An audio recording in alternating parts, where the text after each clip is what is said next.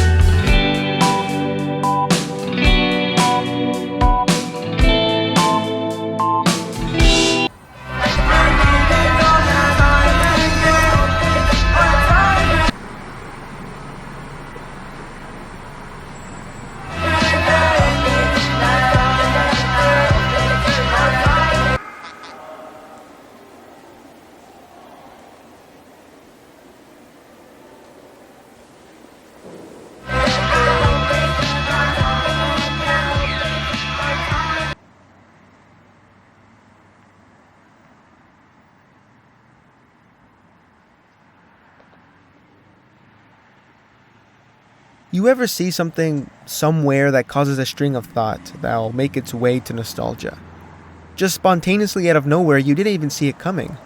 Well, after watching The Oldest View by Kane last year, I wanted to make a video commemorating one of the malls from my childhood. And after hearing this song recently, it seems I couldn't put it off any longer. It brought me memories of the golden years of my childhood, growing up with siblings, Xbox all-nighters, family outings, the pool finally being opened at the apartment complex. That's how I knew summer really began for me, the time to be alive and soak in the rays of a sun that expelled school and promoted carefree fun. However, summer inevitably would end, and the time to truly appreciate the time we had when we were kids would end, and the song Wasted Summers will end. But much like how we can endlessly go back to try and relive the past, we can also play Wasted Summers on repeat. How short the summers felt once we were all having fun, so too is Wasted Summers. It's unconventionally short and what typically the norm is for a song. How I wish the song was longer. How I wish summer stayed a little longer.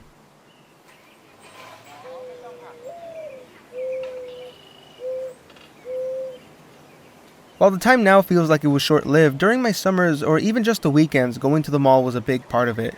And witnessing one of my childhood malls like this, a shell of its former self, is disheartening.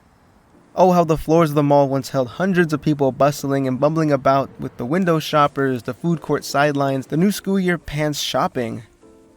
Through childlike eyes, the mall always seemed like an adventure. Dozens of shops with a variety of nicks and knacks. There was something for everyone.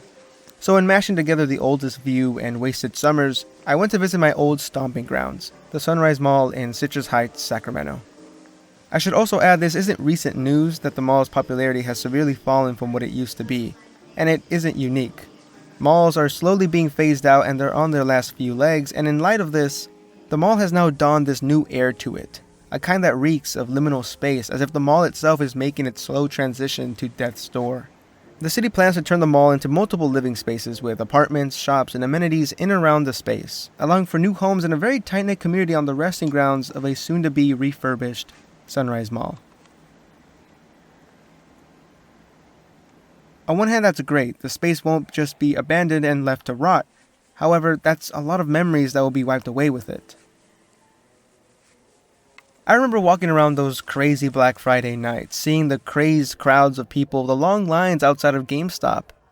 I remember being at the mall for so long I just wanted to go home. A quick trip to the food court and I was fine. I was just hangry. I remember the air being crisp and bitingly cold during the winters, and we hurried into the warm, welcoming entrance of the mall. I remember my favorite thing was to go to Sears and go down the escalator to the basement level floor where they kept all the tools and hardware. Which, side note, I thought it was crazy that we entered Sears on the ground floor and there was an escalator that led even further below that. I couldn't wrap my head around that, but back to what I was saying, where they kept the tools and hardware was also where they kept their technology, and I'd always rush to the demo consoles and play any games that looked cool. I remember the seasonal decorations they would set up in the mall, like the giant Christmas tree, and even this one time they made a Christmas tree out of canned foods. They were doing a canned food drive of some sort. And what's crazy is that I used to think the Sunrise Mall was lame because it wasn't big enough. That it wasn't like typical malls portrayed in media with hundreds of stores and multiple floors. Ironically now, so few stores are even left. What remains is a ghost town, a place resembling the backrooms, a place that feels familiar, but isn't the same anymore. A time of a bygone era, and I wanted to look into that. By searching for any recordings of the Sunrise Mall on YouTube, what I found were videos that were uploaded 15 years ago. And in doing so, I didn't expect to be glimpsing into snapshots of people's lives at seemingly insignificant points in time.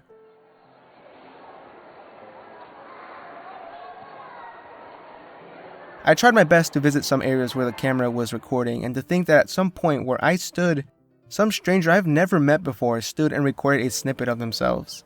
A piece of them forever cemented onto the internet, centered around a mall where I too hold precious memories of.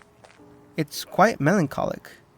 As I was driving around cross-referencing the videos to real life, I'll admit some were more difficult than others to find, just due to the fact that some details were different due to age. Of course, the landscape won't stay the same 15 years later, and by the end, I felt like I was chasing ghosts. Afterwards, I began thinking about these ghosts. They are real people, and they have their own lives. They are their own main character in each of their own stories, and they're all thinking and living. And they will continue to do so even when I'm not around. And the same applies to you. Sonder is the feeling you get when you realize the world doesn't revolve around you, which is to say, you aren't the main character, but also are, and you might be the background character in someone else's story, or maybe even the supporting character in the people closest to you. And the mall is one of the best examples to experience this feeling. Walking around a mall on a Saturday, you're going to see many faces of people you will most likely never interact with, or even impact you in any meaningful way. You won't get to know these people, know what they're struggling with, if they're having a good or bad day, or if they're experiencing something similar to what you're going through. And it fascinates me to think that here in this place where hundreds of people used to congregate and walk past each other, the amount of socializing was kept to a friendly hello, thank you, and have a nice day. Then I look back at the oldest views Valley View Mall and compare the Sunrise Mall, both now empty, different. To recall the mall from what it used to be, I have to pull out memories from wasted summers, where I'd spend my Saturday mornings walking into the no longer Sears, then down to the JCPenney. All the while there were people with faces long blurred from unimportance, and I'll never know them. Some more irony is that a place that holds a lot of people is not all that sociable. We are all in our own little bubble, but I think this guy summed it up the best. It happens. People are people. None of it's intentional. Never attribute to malice what can be attributed to incompetence. It's far more likely that they're all in their own worlds, doing their own thing. They're not paying attention to the world around them. And we all do it every day, whether you're driving, walking down the street. All of our lives are just as complex as everybody else's. Everything you have going on, they have going on. Nobody knows what everybody else is going through. We also need to be a little more self-aware and aware of the world around us.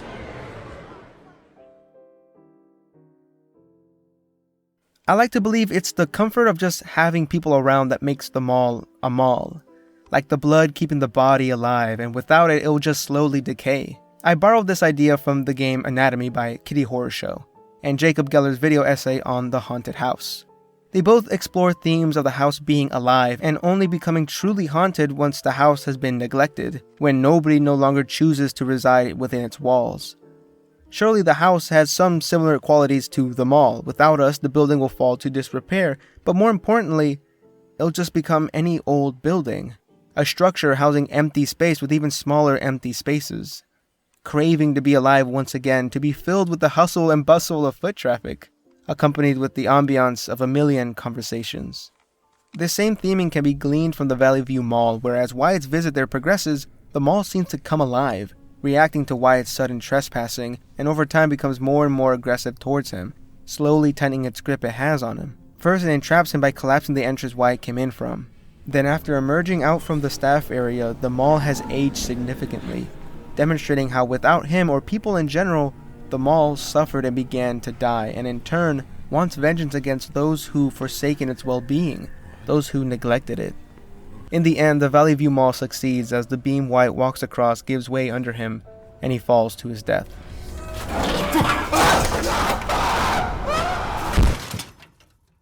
Now, this won't become the Sunrise Mall, of course, but remembering how the mall used to be like and what it is now, would the Sunrise Mall hold a grudge against humanity? Understand why we all left? Does it hate how it will eventually be gone due to people's lack of interest in it? Does it want to stay alive? Well, if it was real, as in a thing and not a place, it would definitely know all the people that walked its corridors, all the people that ate at its food court, all the teens who had their first date, all the moms picking out clothes for their kids, all of us. It would know Sonder.